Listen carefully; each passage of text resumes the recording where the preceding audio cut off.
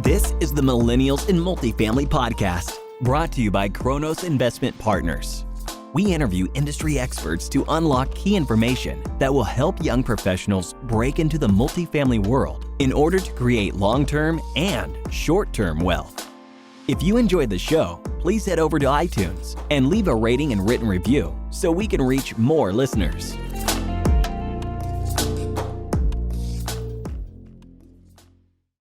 Hello, and thank you for joining us on today's episode of the Millennials in Multifamily podcast. I'm your host, John Stober, with my co-host, Fritz Ritter, and today our guest is Dylan Marma. After graduating from college, Dylan did what most of us do and started his first job. He quickly realized he wanted to start investing in real estate, but like most college grads, he lacked the money and experience. On top of that, he was in one of the worst markets a new investor can be in, Southern California. So he packed his things, moved across the country, and started investing in JVs and syndications. As you'll hear, a few of the reasons for Dylan's rapid success is being easy to work with, a huge desire for knowledge, and being willing to work for others just in order to learn. Dylan Marma, thank you so much for joining us on today's episode of the Millennials in Multifamily podcast. Could you give our listeners a little bit of background on how you got into the syndication space at such an incredibly young age? Well, first off, thanks for having me, guys. Pumped to be on the show today, and hopefully we can give everyone something of value to walk away with. As far as me getting into the syndication space, it was definitely not something I fell into. It was definitely out of conscious effort and energy to make the decision to go after this and get into it, and took a lot of sheer will to essentially break in, but it all started with making the commitment just a few years ago. So for myself, I'm 25 now. I've been in the space really about 3 years now, full-time, not purely in syndication, but I took a leap of faith leaving my W-2 because I was working in a W-2 as a sales manager out in California, and I had no time. I had no money, which is relative in this space, but when you get into multifamily, you'll never feel more broke than ever before, because money becomes, unless you have millions of dollars, you really don't have that much money to get in. And then I had, I was not in I was in the worst market to be boots on the ground. You're not going to find deals, right? So again, no time, no money, and in a bad market to buy deals in, right? I was in maybe a good market to meet people with money in, but bad market to find deals in, right? So what did I have to bring to the table? Really, my conclusion was not much, right? So I spent any waking hour outside of my job for a long time, learning about the space, connecting with mentors, connecting with other people in the space, seeing where I could add value. Seeking to serve was my big thing, just seeing how can I add value to anyone I get in touch with, and somehow I'm sure that will lead to some good things. Throughout enough time, I built enough connections and contacts to a point where I had the confidence due to, number one, the connections I had, and number two, the education that I had been developing over a few years, to basically take the leap of faith and then go to a market to where, after leaving my job, I felt I had a lot of time. I was in a good market. I moved out to Atlanta, which is like the hub in the Southeast, right? And I knew there's a lot of really hot markets around here. And then I had, again, still just a little bit of capital to play with, just purely for, getting into like my first deal, which was a 21 unit. And then from there, that led to the next thing, which became partnering to get into syndications. And since then, I've done 6 transactions this far, 3 direct investments, 3 syndications, total of about 750 units. Wow. Okay, well, so you may not have had a ton of money or experience, but what it sounds like you had is a ton of time, determination, and you didn't really have anything holding you back, which, a lot of older people with families, marriages, and demanding careers and mortgages, they do have. So could you tell us that first, that first deal or that first mentor you found, where were you able to provide value to them? So in my case, I was the first first mentor I found, which eventually did lead to the first deal. It ended up being a situation where I ended up finding the deal with other partners. We did it in upstate New York, which is ironic because it was right next to where I went to school, and things go full circle. And not that I'm buying more in upstate New York, but this deal has actually worked out very well.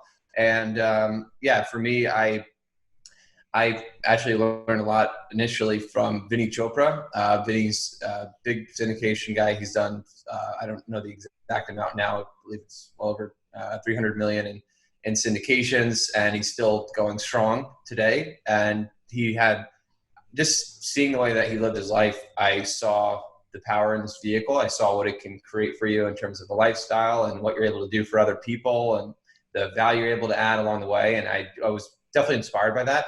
So I set my mind up to basically see how could I seek to serve and add value for myself. That time I was working for an education company, and I knew a little bit, as a lot of us millennials do, about what the online world looks like. So I spent a lot of time connecting him with, VAs and trying to see if I can help with marketing and just find like little areas at that point, because he had just recently got on the internet, and now, if you know him, he's all over the internet. So, I was just seeing what I could do to add value in the areas that maybe he lacked in, that I just given my circumstances knew more about or could pour into. And over time that led to me seeing how I could help with either underwriting or playing a role in different ways. For me, that was a big boost to my, my level of certainty of being able to make this work. And then through that, it's been, I think experience has been a big teacher. And then just continued connections. I have so many people I can credit for, helping along the way. So that 21 unit, what did that deal look like? How'd you find it? What was your business plan on it, and what was your role in that deal specifically? Yeah. So in my mind, it's a picture perfect first deal. I don't know if I would, it's funny because I don't know if I would do it again, but it was a picture perfect first deal that I'm very happy with, because it was 21 units. It was over 100 years old, which is why, again, and the fact it's in Troy, New York, upstate New York, and it's over 100 years old. I don't know if I would do it again, to be honest, but it's driven over a 10% yield out the gates. We've done light value adds improvements.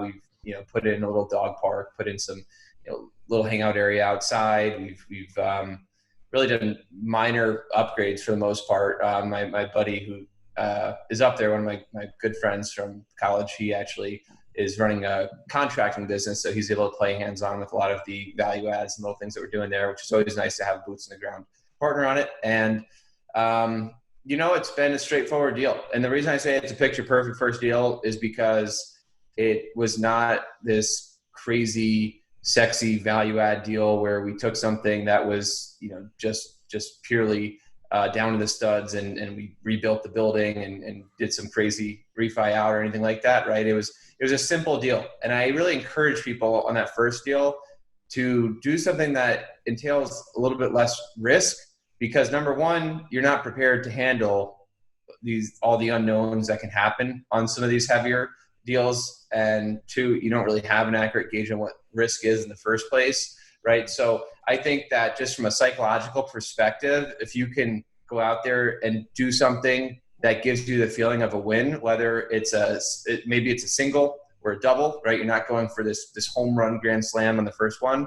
I think that just that alone, that win and knowing that you got onto base will give you the positive reinforcement you need to keep going successfully. So how did you structure that deal? That was just a JV. We just, it's a few of us. We all just took equal partnership in the deal. And were there any challenges that you had to overcome with the management, or just really like what were the challenges you had to overcome with that deal? It was really that perfect. It's not bad if you have to think of the challenges. It wasn't perfect, but there's just not enough to really write home about. It was really just, very straightforward. We were fortunate because one thing, a piece of advice I can give to people on a deal this size, when you're dealing with these deals that are less than 100 units, I have two of them. I have this one, and then, well, technically 3, this one, and then a 26, and then a 36, but the other 2 are right next to each other. So it's extremely important you have a good property management group, right? I think the smaller deals can actually be really great because they tend to have higher occupancy. People tend to feel more at home on the smaller deals. And if you run them right, you can crush it. I think there's less eyes on these in terms of competition. So you might be able to get a better yield than you're going to get on a larger asset where you have more money chasing. So I think for a few reasons, they actually can perform really well. And it's not, I'm not of the belief that you should just skip the smaller deals and just go for the big guys right out the gates. I think they're great. And I think while you're in that space and ready to, you're going to feel that same kind of reward off getting a small deal done as a large one, and maybe less stress, then it's probably worth going for it. And, but vet the property management group hard, because I was fortunate on this one because in this city that I'm in, there's no deals that are 100 plus units, right? That means there's no property management fighting for big deals and paying less attention to the small deals. This is a bigger deal in that city, which means that the management group that I have, they have 900 units under management, but most of them are 20 units and 30 units here and there, and then some single families and et cetera, right? And that's what's made it great. I think it's all about having people that keep their eyes on the ball and really pay close attention to it. And, I'd say advice too is especially in those first 90 days, weekly calls with the management group, show them you care, show them you're paying attention to detail, make sure you're asking the right questions. I mean, vetting them up front is a big part, but then it's not over yet, right? You want to make sure you're paying close attention and they know it, because I really believe that, they all have the best intentions, but no matter what, the squeaky wheel gets the grease, right? Or the old saying, when the cat's away, the mice will play, right? Like that's just how it works. You need to be hands-on with this stuff. So when you say make sure you're asking the right questions, what specifically were you asking this property management company or talking about to let them know that you were on top of this? Mm-hmm. So on the front end, I have a whole list somewhere. So if anyone wants to email me, I don't have them all on top of my head, but I have a list of actually questions that I would recommend to ask any property manager, to basically go ahead and vet them to see what their fee structure looks like, to see what their occupancy rates are, to basically get a sense on where they do the improvements, what they do in-house, what they outsource, et cetera, right? So there is a lot of questions that you want to ask up front. You want to usually try to systemize that or have a checklist of things that you're paying close attention to on that. And then on the back end, once you're in the deal, it really is just coming down to, number one, I think asking questions is, some of these are almost going to seem common sense, but I think if you're new, you might be scared to ask them out of fear of not looking stupid, right? Because in the beginning you might be like, well, shouldn't I know what this is, or this kind of like HVAC part or something like that, right? But I think even like in the beginning, you might just say, forgive me for not knowing this, but what is this, right? Why did this cost so much, right? Why was this $2,000, right? Versus like most HVAC fixes that we've done in the past have been much less, right? Or something like that, right? And just paying close attention to all the line items on the expenses that are going through. And then 2, paying attention to the occupancy, seeing what their marketing strategies are, seeing what websites they're using to basically syndicate and get themselves out there in front of the prospective residents, seeing how many guest cards they have coming in, seeing what they're doing to follow up with those guest cards, seeing how many of those are converting into leases, seeing how many of those leases are going through and what your renewal rates are. Just things like that. Like I don't have too many like specific gold nuggets, but it's the simple stuff, right? But I think just showing that you're paying attention. And then so with this 21 unit also, did this come through a broker or was this direct to seller? This was through a broker. Mm-hmm. I've done 2 deals direct to seller. I think direct to seller is amazing. I do think that you're gonna have better luck on the smaller deals with direct to seller, but the deals I've done direct to seller have been the result of relationships where we've had pre-existing relationships, usually over a year or more, and it made sense for them to sell to us. So I've had deals where we've had seller financing involved on direct to seller stuff, and I've had some really great success with those. But I think neither of those were deals that I could have ever banked on. Like they could never have been my strategy. It just kind of fell into my lap, and because of doing the right things, sometimes those direct to seller deals will come to you. But I have not ever had success with the texting, cold calling, et cetera, direct to seller. But I've done a fair amount of it, and I actually plan to keep doing some of it. I do think it's great, and I love that kind of like just bootstrap mentality, and I think you can find some of the best deals if you really get after it. Just it hasn't worked out for me yet. So with you being so young and not having a track record, what did you have to do to convince that broker that you could close on that deal? Well, I think it was the fact that we had the funds in hand, and we actually had one of the guys we're working with had his agent license and kind of knew the other broker too. So it wasn't that tough. I think on a 21 unit, you're not going to have as hard of a time. It depends on the market probably, but I think that's another benefit to the smaller deals. I think the brokers get it, that they're not dealing with groups that have thousands of doors under management, that they're looking for the certainty of execution. I think usually it is kind of mom and pop buyers or groups that are getting their start right now. They're looking for smaller deals like that. So I actually, on that one, it wasn't as difficult. Okay. So you got the 21 unit deal done. How did things change going forward for you? Did it make it that much easier to find the next deal and convince brokers that you could close on something larger, like a 100 unit? It definitely made it easier, right? I think there's definitely the challenge that you face in the beginning where you just want to break through and you want to get that first deal or that first big deal. And it's a frustrating place to be in. I remember that pretty well. And just having to almost keep myself sane with affirmations and just knowing that it's going to happen, it's going to come. Right. And it feels good when it finally does. But, I think that the second deal that I did at that point, I was fortunate because I partnered with guys that had done 1,000 units at the time, little shy of 1,000 units at the time. So when we did 100 units, it wasn't like that big of a deal. We had proof that we've done 2 or 3 deals of that size. So it's a totally different story when you have partners that have experience, and that's why especially in the bigger deals, I'm definitely an advocate for partnering with someone that has experience, even if you bring someone in for a small part of the GP or something like that, just to kind of look over your shoulder and give you the confirmation and be able to help as a guide. I believe in that wholeheartedly, right? Because I think one day, you'll probably will want to pay it forward and do the same for other people as well, right?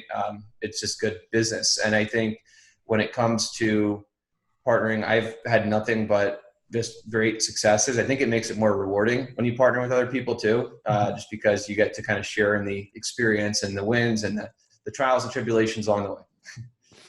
So how did you structure those partnerships then with more experienced operators?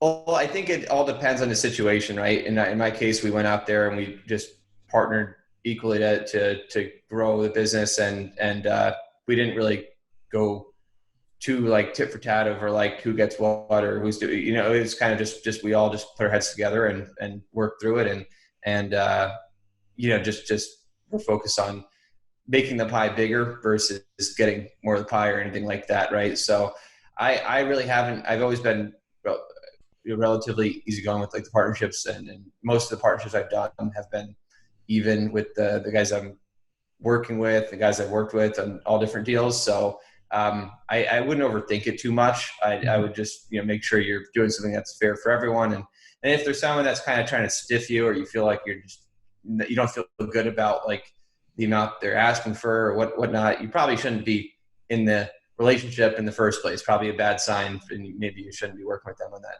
deal, right? So what did that first big deal look like, and what were some of the hurdles you had to overcome?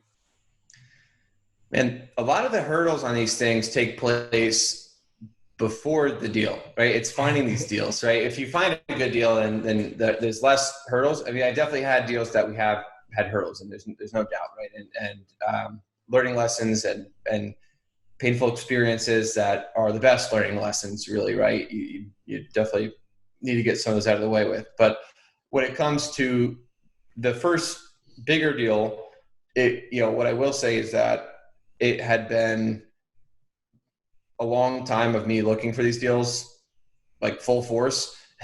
And even that day, it was the sixth deal that we drove that day that I had found.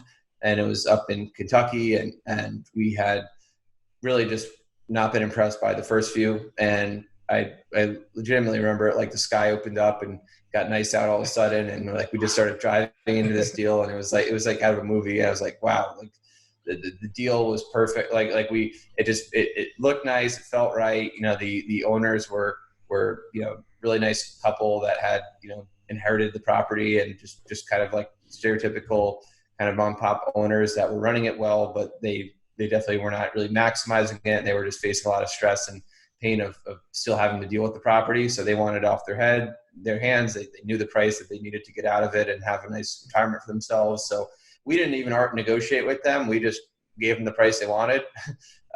We were thrilled with it. And we haven't exited yet, but it's been a tremendous deal for us so far. And, we raised a couple $1 million for that. And it's just been overall I think it'll end up very good for all the investors involved. And it was definitely more of a value add deal. If you care, I can cover some of that. But it was just overall pretty smooth. Yeah, I was going to ask you, what did you see when you saw it that made the sky open up, and what did you see that made the property like that? Man, I think it was a lot of the pricing, right? When you drive the comps in the area and you look at these comps and you're saying, well, this comp is built in 5 years earlier and it's getting $800 for rent, and we're doing less than $600 for rent, right? What's going on here, right? And you have to look beyond just purely, apartments.com or Google, right? And when you actually like drive the area and you actually can see it, and you're able to connect the dots in your head and say, wow, well, this thing could definitely do more, right? And just kind of put yourself in the resident's shoes and see that there's a lot of value and upside in the property. That's a big thing when you see things like the fact that there is no billbacks, but you're seeing that the comps had billbacks. You're seeing that there's true frustration from the owners, meaning that they're probably just not managing it. They're not maximizing the potential through their management, and they're just stressed out and probably semi-checked out from being able to do it, right? And I think it was a number of those things that really was the giveaway. Are you struggling to understand how to underwrite multifamily properties? Hi, I'm John Stober, and I completely understand your problem. I thought underwriting would come naturally to me due to my background in finance and accounting, but I quickly found out that there aren't a lot of resources that cover this subject. I had no idea whether what I was doing was right, wrong, or just original. I don't want you to have to pick up little nuggets here and there like I did, so I wrote an ebook called How to Analyze Big Apartment Buildings and Make Them Feel Small that puts together all the pieces of the puzzle. We're also giving away a deal analyzer with the ebook, and they're both completely free. Don't wait as long as I did to start chasing financial freedom. Go to bit.ly/underwriting ebook and get your free copy today. So Dylan, besides unit renovations, which I think is the most obvious form of value add, what else did you do to that property to add value to it? We did one. You pretty much just bring the rents up to market rate, right? Mm-hmm. Oftentimes when you're buying these deals that are true value adds, there's built-in gap between what the true gross potential income is and what they're currently doing, even if before you put a dollar in the property, right? So there's that. Then there's doing the billbacks, right? Then there's treating the residents well, and they were being treated well. I'm not saying they weren't, but I'm saying like it's just having a good customer service oriented management team with full-time staff that's very hands-on, quick to turn around their requests, right? We actually it was impressive. I didn't see this coming, but we actually got to a point where we had residents that were putting in good positive Google reviews as the rents were increasing, which is the tough thing to accomplish. But I think we were showing them that we're putting value in. It's a value for value transaction, because right away, I always like to start I think the external stuff is some of the most important stuff, right? And I've never done really like the heavy lift stuff yet.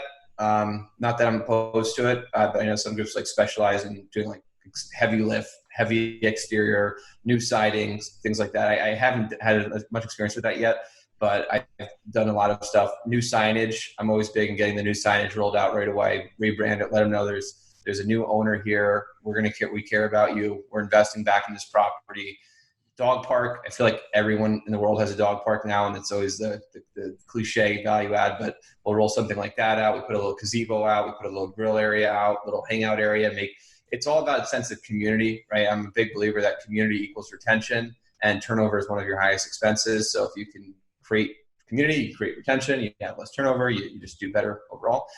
So it was the surfacing of the parking lot, signage, little outdoor hangout area, improve the leasing office. The cool thing about the exterior stuff, and we actually painted a lot of the exteriors on these too. So while we haven't done complete new siding, we did paint on this, and it made it pop. We painted these old bricks because the bricks all didn't match colors. They were all, one was brown, one was tan, one was gray, right? It was like they were all built separately. It's strange, but we were able to make them look a little bit more congruent. And I think that helped a lot too. So the cool thing about the exterior stuff is everybody feels that. It's not like, well, I have to wait for them to come and fix up my unit. Those dollars get stretched such a long way because the ROI is benefiting 100 plus residents all at one time. Right? So Dylan, when you're walking these properties, what's kind of your procedure when you're developing this value add business plan? Do you kind of attack like the culture of the community first? Or do you kind of like address safety issues? What's kind of like that look like when you're developing that plan? Well, I think it's always a work in progress for me, right? I think it's something that every deal I learn a little bit more about how to improve the next one and how to go about it. In my head, I like to call it a 90-day plan. I took that from a private equity book actually that I read a year and a half ago or so, but I just loved it. I think it makes a lot of sense. The 90-day plan is what you do those first 90 days, those first 3 months on the property, because that's your momentum starter, right? That's your first impression. And I think that being really aggressive, really hands-on, and really trying to make an impact in those first 90 days is the biggest thing.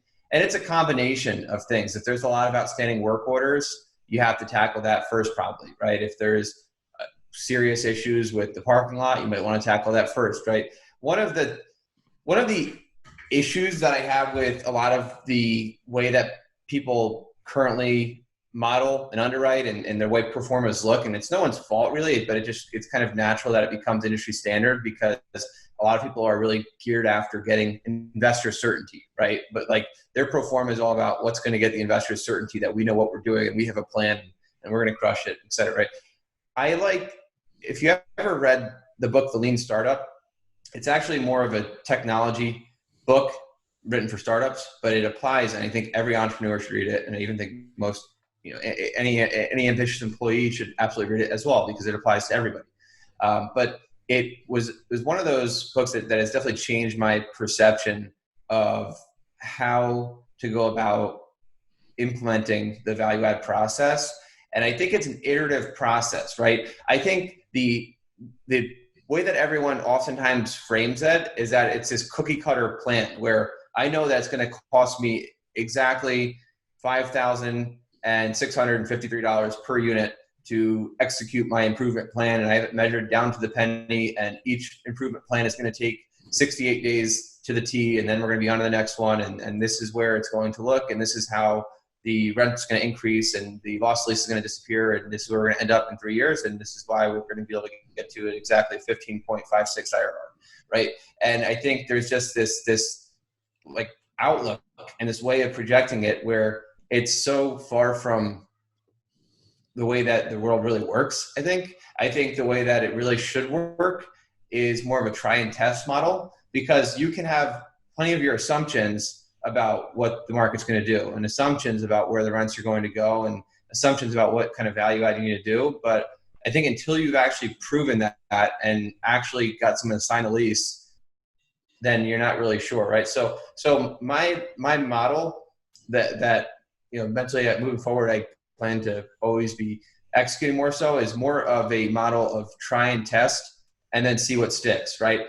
Say I do that exact same deal, and we did this to a certain degree. So I'm not saying we didn't, but I'm saying like it's the way I think about it is you're doing that deal, you take over, and you say the rents are $550, right?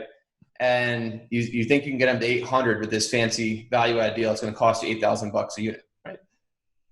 But then you realize all of a sudden, how high can I get them without putting any money in the property? Oh, well, I actually can get them up to $725 for only a $3,000 investment, or I can get up to $675 for no investment at all, right? And you kind of have to start modeling it and realizing like, okay, this is what the actual market rent is. Maybe the idea of putting all these stainless steel appliances in and things like that just isn't going to be, we don't quite have the market for it, right? And just taking more of that flexible approach to it, to kind of trying and testing. And then at the end of the day, I think you want to raise on the higher end, right? That way you have like a higher CapEx budget and account.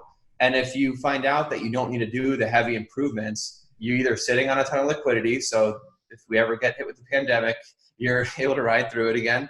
Or if you feel like you're sitting on an excess amount of liquidity, you can always do a return of investment back to your investors and say, we found out we were able to do this on a more of a lean improvement budget, and here's why, and we're really excited about it, right? So that's where my head's at with the value add plan. I think it's more of like a trying, testing, and measuring. I know it's a lot of this stuff is not a completely innovative business. It's not like we're doing something completely new each time, but you are in a different property or in a different location, and you want to kind of get some time to get to know the property, right? We've had takeovers on properties where we had really tough time getting to know it. We realized there's all kinds of poor, I didn't mean poor in the sense of like actually poor, but I meant like poor credit quality tenants, right? And there's all kinds of delinquency, or there's crime, and there's these outbreaks and this unexpected stuff that you would never have imagined. And we thought maybe they weren't getting the rents that we thought they were able to get because of the way that the interiors look, but we found out it's actually because of the resident base and they're scaring other residents away or something like that, right? So I think you really need this period to almost like let it sit in and get to know the property that you're working on. So I'm just thinking, if I were an investor, it kind of sounds like there's some uncertainty though. If you're going to try raising rent to $725 without renovation versus raising it to $850 with renovation, how do you condition your investors so that they want to invest in your deal? And that's the big question, right? And I think that's where the paradigm shift that I've had, I think will play into effect moving forward. Depends on the deal that I'm doing, right? If it's a smaller deal, I'd rather work with fewer investors that truly are of the same mindset, right? I think a lot of people, they go the other route of just saying, this is exactly what we're going to do and exactly what we're going to expect. Because they feel the pressure to have to raise capital and they want to project certainty, right, as much as possible, because that's almost like the sales element of it. But I think like when you explain this to the more sophisticated investors that have been in business or that have made investments, they understand this is all risk, right? There's no straight line up to this certain IRR, right? And like it's just how it works, right? So you might project a 5-year exit, but in reality you might exit in 3, or you might exit in 10, or you might refinance and hold it, right? So I think for myself, depends on the deal.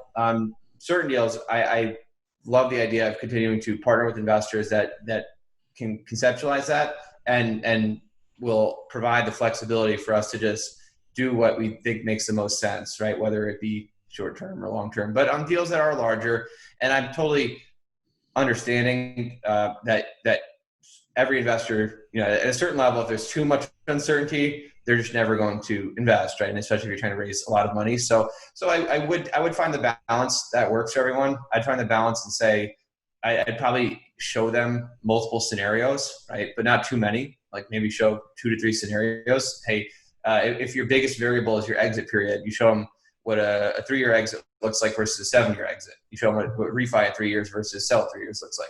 Or if your biggest variable is getting to rent increase, you'll show them what a 750 rent with renovations looks like versus a 650 rent with no renovations, depending on what that looks like. And then if they're okay with either scenario, then they invest. But I wouldn't go overboard and make 15 scenarios. I would probably want to have it down to like 2, maybe 3 scenarios max. And then, so, I mean, I like how you talk about kind of like being flexible with your investors too. I'm wondering, when you do present a deal to them, do you have like the return set in stone, like the pref and the waterfall splits, or maybe it's a joint venture and it's something completely different? Or are you talking with them and getting feedback from them and listening to how they'd like the deal structured? On that part, I've always had a set in stone pref, set in stone investment structure, but I do like to get feedback.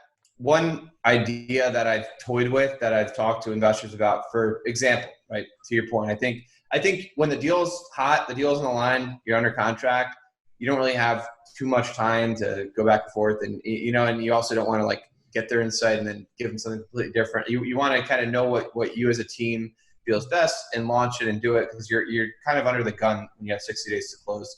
But when you're not under the gun, I think that's a better time to re-engage them and say, hey, here's the thoughts we had. Or maybe you're going to get beat up about your fee structure during when you are under the gun, and you remember that, right? And say, well, these guys really didn't like this. We have to do it differently next time, right? So I either think you're going to learn through the rejection and negative feedback, which is good. It's a positive thing if you look at it that way, while you're under the gun, or afterwards you shift and you literally will ask them, hey, I know you, I would find the guys that are experienced. Don't go to the guys that like have never done syndication, but the guys that have invested in, 8 to 10, I've worked with people that have invested 20 plus syndications, right? Millions of dollars. And at that point, they're great resources. They're in groups where they connect with other guys that are in the same boat. They literally have communities out there of just passive investors, and they talk, right? So you get to learn about what kind of fee structures they like, what they don't like, what they consider an alignment of interest. And that helps a lot, right? I think aligning interests is everything. At the end of the day, I've learned from working with a lot of experienced investors that they want you to get paid. They want you to do well, but they don't want you to do well too early. They want you to be, they want the alignment of interest to be real. They don't want you to make no money in the beginning, because if you're making no money, you're not going to be paying attention, and the asset management could drop, and et cetera. But they also don't want you to make too much money in the beginning and then have no incentive to get the cherry, right? It's always a good, I think the best structure is one where you can have a real alignment of interest to push for every dollar towards the end of the deal. So based on your experience, what have you noticed that investors like and dislike in the way a deal is structured? I mean, I know you just said that's huge, that incentive, but I'm also wondering, such as like with fee structuring and waterfalls. No, of course. So let me walk through this, and everyone's going to have a different take, right? So I might say something, but it's not ever true for all investors, but it depends on who you work with. Acquisition fees, number one, like excessive acquisition fees, they can get you pushback, right? I don't think they mind acquisition fees in general. Like, everyone's pretty used to it at this point, and I think it takes a ton of work to get a deal pulled across. But if you go excessive with that, then you are probably going to hear it, right? So especially if you're dealing with the savvier guys, and I don't even want to throw numbers out because I'd rather not say what excessive is. But if you go excessive with that, they're gonna push back. And I think when it comes to asset management fees, everyone expects an asset management fee. It's really not that big of an issue. I haven't seen that be that big of an issue, but you want to make sure it's within reason. Again, I would say, again, acquisition and asset management are like kind of your fixed fees in place. Mm-hmm. So they don't want your fixed fees to be too high, because then if the deal is just crap, you're still getting paid a ton of money, and then it just doesn't work that well. I think where they're more generous is the promote, right?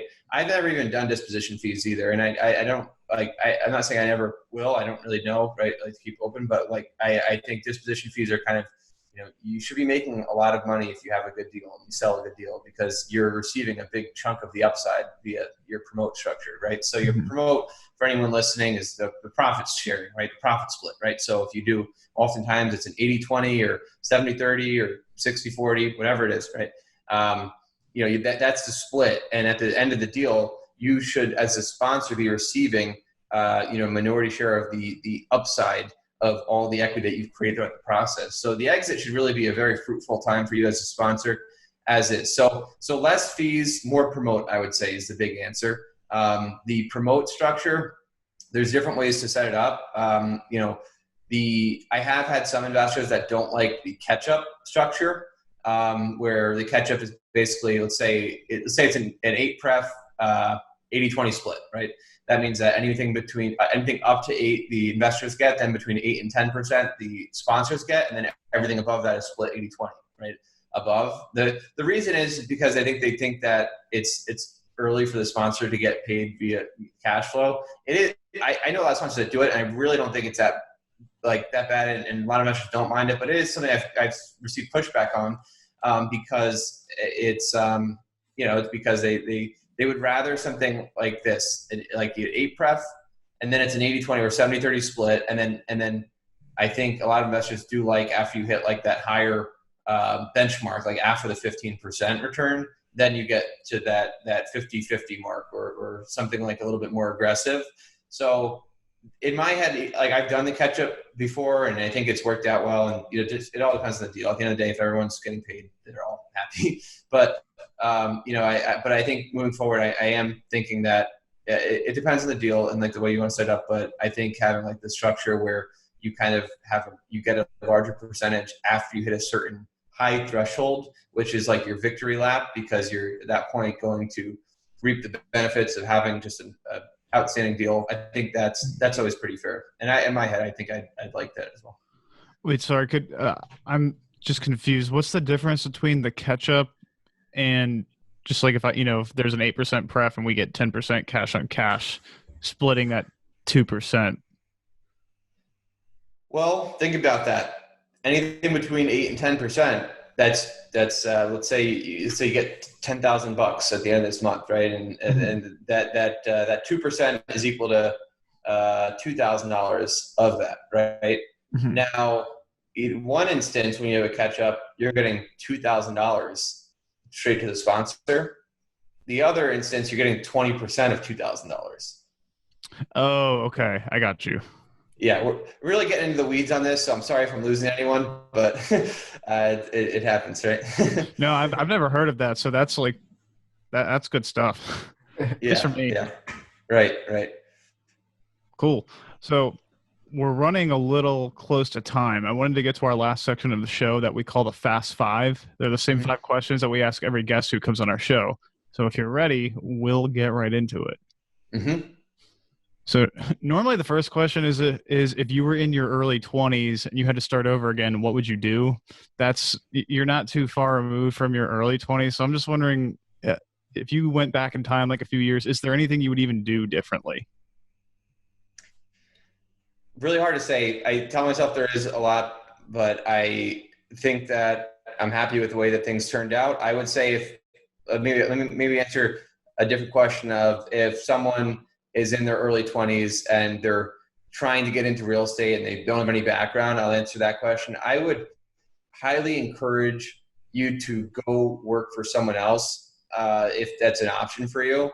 I think that getting some real hands-on experience and focusing on the education first is really the way to go. I think, a lot of us want to just jump into it and just start doing it. And maybe part of it is because you probably make more doing it. But I think that if you get a chance to find not just anyone, but you find someone you really, really respect, you really, really look up to, and you can learn a lot from, I think there's just a tremendous amount of value in having the right mentors there, because it's not this like linear thing where the sooner you get started, you're going to end up further ahead. It's a real exponential thing. You see the guys that go work for like a major firm for a long time, and then they jump into this space and they just take off like a rocket ship in a few years, right? So I would definitely, if you have an option, to go find someone and latch onto them. Definitely a great answer. How do you see young professionals adding the most value to experienced operators in this space? Look at yourself hard and take a look at what's your background, right? Are you good at promoting? Are you a good marketer? Are you a good public speaker? Are you a good salesman? Are you a good accountant? Are you a good property manager? Are you good at Excel sheets, right? Everyone has a different strength, and identify what that strength is for you. It could be your career background. It could be just your natural way of being, and go and present your solution to the problem that they didn't even know they had was, right? Because I think all too often, a lot of people get asked, how can I help you? Or can I come work for you, right? And you're sitting there just scratching your head because you're not sure, right? And it takes work for these people that are so busy oftentimes to come up with an answer. So identify what it is that you can bring and go and pretty much sell them on taking your work, and even if it's for free.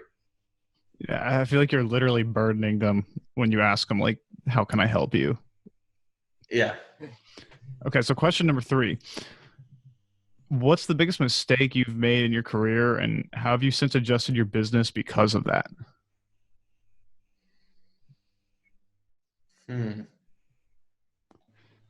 He hasn't made any mistakes. No, I've definitely made plenty of mistakes. Man, I would say my biggest mistake, like I think more about, I'd say like life mistakes than just career mistakes, because I guess they kind of tie in hand. But I think, just to my point before, I think there was a time where I was more young and hungry, and I definitely had a period where I was kind of like chasing money more than I was chasing knowledge. And this, like, I think there was, like, if I look back at like the me at like before like 20, I was just like, just hungry to kind of get out there and start to make some myself. And, I basically left school and just jumped into sales and was like just eager to get things started. And I mean, it was great. I grew up quickly from that and learned a lot from it. But I think if I were to give advice back to my former self, I'd probably say like similar to what I just said, of like maybe like slow it down a little bit and like just focus on like getting as much information as possible and continuing to build the contacts as much as possible, because that will pay off exponentially later in life. Awesome. Like that. What's been your favorite way to incorporate technology and social media into your business? Well, on the route of technology, in a few weeks, I am launching an MVP. Me and a partner have been working on a MVP, like a minimum viable product for basically, like, we want a very, very, very affordable, easy to use, like beginner level investor management portal to basically allow people to manage their deals, manage their investors, et cetera. There's a lot of really high priced portals out there with all kinds of bells and whistles. And, I've used them before and had experience with that, but launching something out there that I think will prove, unique and provide for a niche. So I'm excited to see what kind of, response we get there, and see how we can help people there. And really don't have like, it's not like it's anything I plan to have like this thing take it to the moon or anything like that. But I think it's going to help a lot of people. And I'm interested in continuing to learn about the technology side of things and real estate and technology as a whole. So that has been something I've been busy with lately. And then with social media, man, I love jumping on podcasts like this. I plan on starting my own show in the next few months, been brainstorming different things. I don't know if it's going to be all real estate, but it's going to be just general, probably biz type stuff. And I like the stuff of substance. I'm kind of like, it's a love-hate relationship with social media, because, there's so much noise and distractions and things like that. But I love I love good quality platforms that have substance like this. So what's your minimal viable product going to be called? It's really going to be called, in the beginning, Offering Portal. It's going to be offeringportal.com, the most basic name out there. And there might be a brand that kind of wraps around it, but offeringportal.com will be the site. So, but probably by the time this launches, it'll be something up there. That's awesome. And the last question is, what book has been most influential to you along your journey? Hands down, Principles by Ray Dalio. That's the book that I've probably read over a dozen times, either through reading or audiobook. Pretty insane. But for some reason, for me, it just clicked, and I just really, really resonate with his style of leadership, management, the idea of creating an idea meritocracy, the idea of having weighted decisions, and just overall, I think it proves like a good blueprint to run a business and life around. So for me, I've read every piece of content that guy puts out there. I think he's one of the most intelligent people out. Holy crap. That's a big book. I was going to say that thing's a monster. Yeah. Yeah. All right. Well, Dylan, thank you so much for joining us on today's episode of the Millennials and Multifamily Podcast. If any of our listeners wanted to reach out or get in touch with you, what would be the best way for them to connect? Yeah, it's just you can reach out to me on LinkedIn, or you can shoot me an email at dylanmarma@gmail.com. Awesome. Well, thank you so much. Cool. Thanks so much, guys. Appreciate it. Thank you for listening to the Millennials in Multifamily Podcast, brought to you by Kronos Investment Partners. If you enjoyed the show, please leave us a rating and a written review at iTunes so that we can connect with more people. Finally, head on over to kronosinvestmentpartners.com and sign up for our newsletter so you can stay updated on everything we're doing. If you're interested in partnering with us as we find new opportunities, you can also schedule a phone call with us under the Contact Us tab at kronosinvestmentpartners.com.